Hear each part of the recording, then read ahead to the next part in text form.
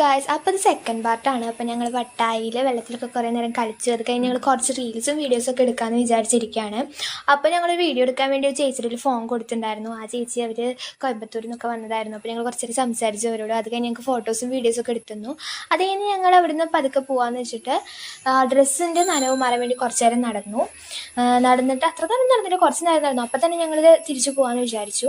എന്നിട്ട് ഞങ്ങൾ നെക്സ്റ്റ് പോകുന്നത് പൂമലയ്ക്കാണ്. അപ്പോൾ ഡ്രസ്സൊന്ന് ഉണങ്ങും ചെയ്യും. അതുവരെ നമുക്ക് പൂമല ജസ്റ്റ് ഒന്ന് കണ്ടിട്ട് പോരും ചെയ്യാമെന്ന് വിചാരിച്ചു.